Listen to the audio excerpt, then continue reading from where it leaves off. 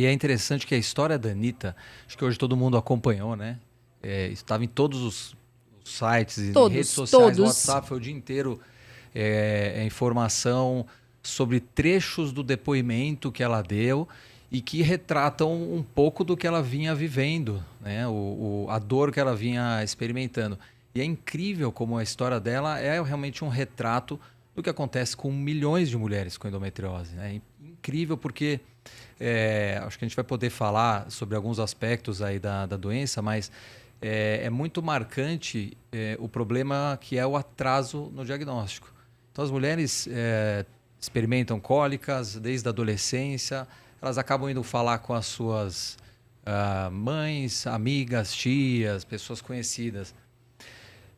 E isso acontece durante muitos anos, mas o que todo mundo acaba falando para elas é que cólica é uma coisa normal, Exato. que é exatamente o que acontecia com a Anitta. Então, existe uma parte do universo de mulheres com endometriose que tem sintomas muito típicos, aquela cólica, dor na relação sexual, às vezes junto um quadro de infertilidade. Eu diria que é um grupo que tem um diagnóstico um pouco mais fácil, né? O Mas clássico, né? clássico, Amanda. Mas boa parte das mulheres com endometriose, seria aí quase 50%, ou não tem sintoma nenhum, o que aí dificulta isso mais ainda.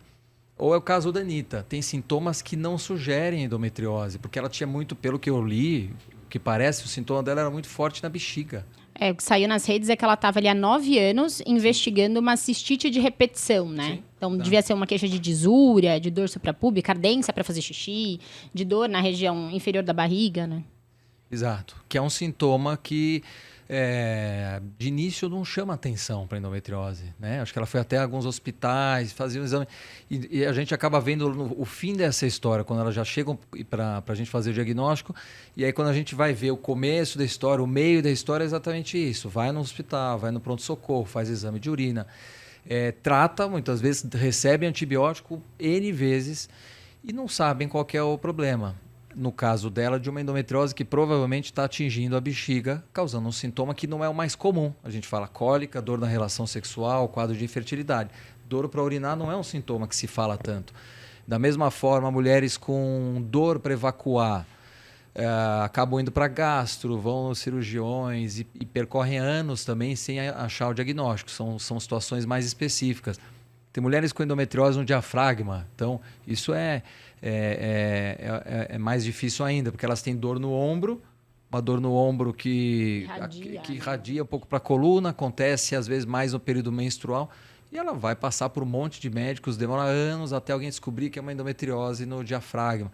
Tem algumas com dor lombar também, né? Isso a gente vê muito, dor lombar, vai para ortopedista, faz fisioterapia durante anos e acabam aí descobrindo que na verdade é uma endometriose. É legal ressaltar que a Anitta fez um papel super importante para a sociedade, porque ela abriu uma intimidade dela para todo mundo, que é algo Sim. que não é fácil de discutir.